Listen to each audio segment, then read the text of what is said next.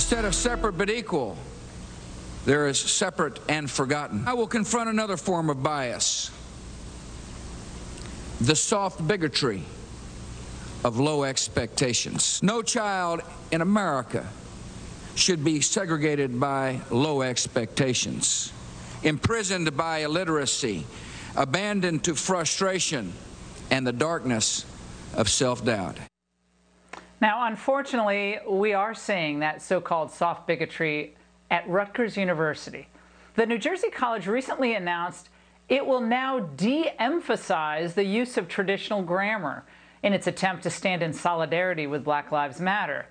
The university claims that this will empower students and equip them to push against biases based on written accents. Is that so? Joining me now is Carol Swain, author and former professor at Princeton and Vanderbilt universities. Carol, I am speechless. Takes a lot to get me to be speechless, but they're basically telling students of color that I guess they cannot grasp the language, or that the language itself is somehow racist? Laura, it's even worse than that, because it's Black Lives Matter and Black people who claim to be activists that are really pushing for lowered standards for Black students.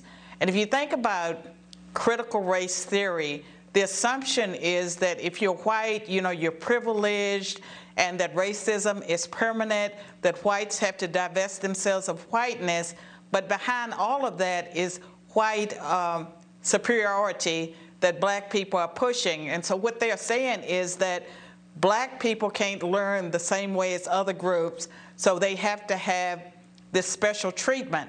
And when I went to college, I started in the 70s, I was in graduate school in the 1980s, we were given an equal opportunity. We were admitted to colleges and universities, and we had to do the work. And like that, you had to qualify, you got an opportunity to be there, but once you were there, you had to meet the same standards as everyone else.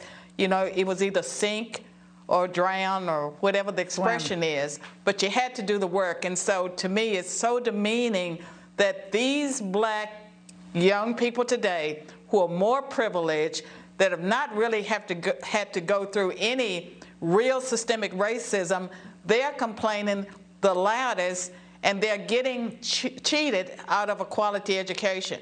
Well, unless you think this is some line of thinking, Dr. Swain, that it's confined to one college. Well, this is what an ASU professor said just last year. Even if we are a person of color, we are still a part of that machine, that white supremacist machine. And we likely got there because we were able to mimic enough of those languaging practices to be able to proceed, to succeed. It doesn't make it right. Languaging practices. Okay. Carol. I can tell you that starting with the election of President Obama, we saw the racism on campus increase, but the racism was taking a new form. And I would say that when they talk about anti-racism, that what they're really doing is promoting racism. They're promoting racism against white students, students that they deem as privileged because they came from two-parent families, but they are also the racism that comes from lowered standards. Those Black young people that they are not requiring to learn standard English are not going to be prepared to function the way they should in our society. No wonder they're angry. No wonder they're trying to burn down everything. Dr. Swain, it's always wonderful to see you. Come back soon, please. Thank you.